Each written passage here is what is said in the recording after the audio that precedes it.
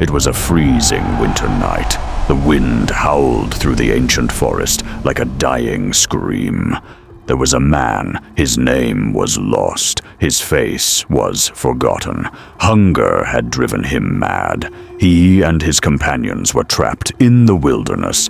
There was no food left, and that man began to eat his friends. From that day on, he was no longer human. He became something else. His eyes glowed. His skin turned gray. His voice became the sound of the wind. His name was Wendigo. The Lore Tribunal. The court is now in session.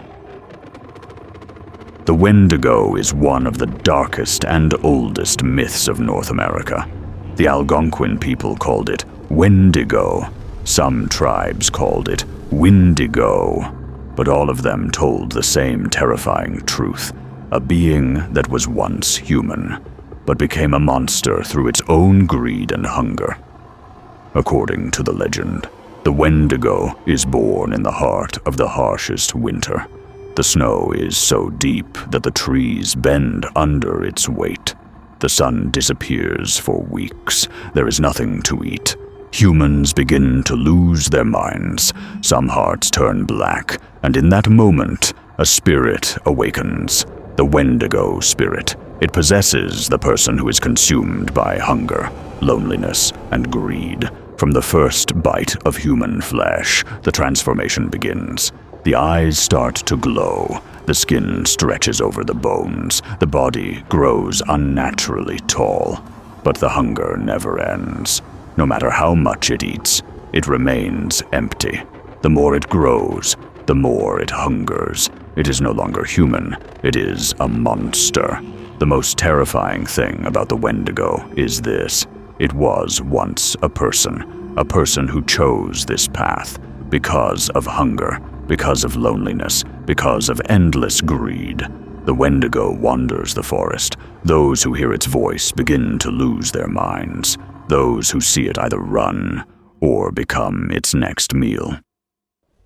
In many stories, the Wendigo lures people deeper into the woods. It tricks them. It breaks them.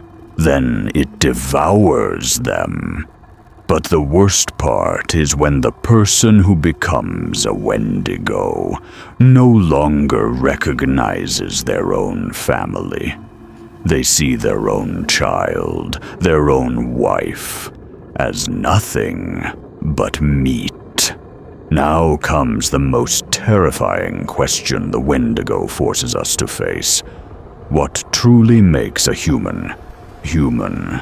If the hunger is deep enough to break the soul, if the loneliness is cold enough to freeze the heart, if the greed is blind enough to devour everything in its path, can a person, a real person, become a monster that consumes its own kind?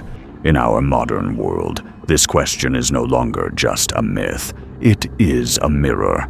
Capitalism whispers in our ears every day. More, never enough. Social media shows us endless hunger in the form of likes, followers, status. We scroll, we consume, we grow bigger on the outside, but inside, we are emptier than ever. The Wendigo is not just a creature in the forest. It is the hunger that lives in all of us. The voice that says, "Take one more bite. Just one more." And the scariest truth is this. We don't become monsters overnight. We become them one small, selfish choice at a time.